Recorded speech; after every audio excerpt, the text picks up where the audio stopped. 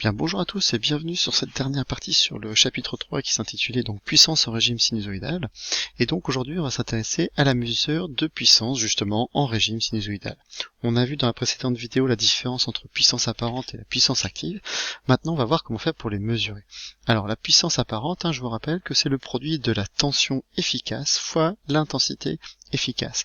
Et bien pour ça, il vous faut deux appareils qui permettent de mesurer la tension et l'intensité efficace. Ce sont les ampèremètres et les voltmètres.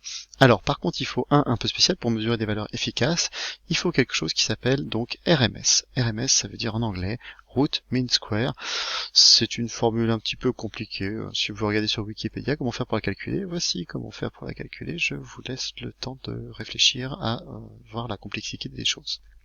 Alors donc, nous on va pas s'intéresser à ça, on va juste voir, donc il faut juste savoir que c'est un voltmètre RMS qui va permettre de le faire et de le calculer. Alors imaginons que j'ai un générateur ici de tension sinusoïdale, donc je vais mettre ici avec une petite vague, et bien que je veuille mesurer la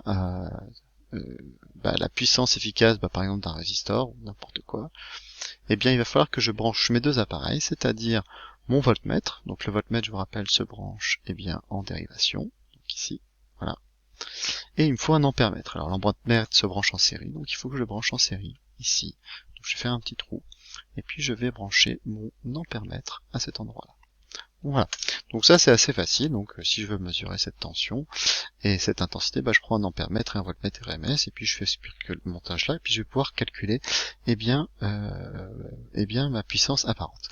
Par contre la puissance active, elle, c'est un petit peu plus compliqué, puisque la puissance active, elle, c'est la valeur moyenne de votre puissance.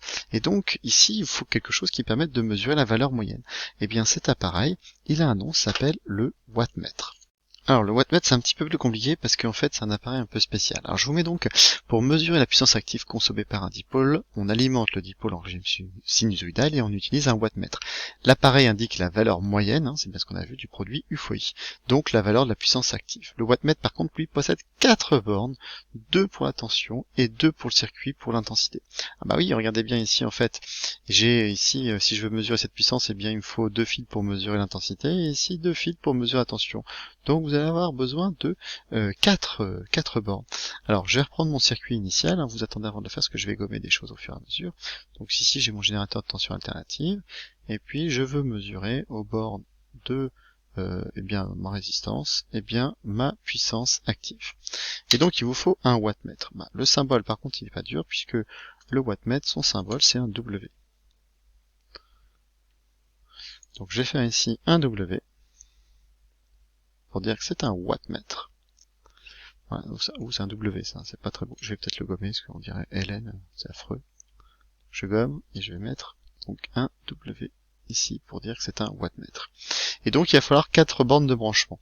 Alors bon, c'est comme ça qu'on fait, je vais pas trop me tarder là-dessus. Donc j'ai un fil de branchement qui va être là, et un autre ici qui va me permettre de mesurer la tension. Donc en fait je fais une sorte de dérivation intérieure pour pouvoir séparer mon courant en deux, un qui va mesurer la tension et un autre qui va mesurer l'intensité. Voilà, ça c'est ce qu'on appelle le wattmètre. Je vais marquer ici le wattmètre. Alors il y a plusieurs possibilités pour brancher un wattmètre, je vais pas rentrer dans les détails. Voilà. Allez, c'est tout pour cette dernière partie, et je vous dis à bientôt, au revoir.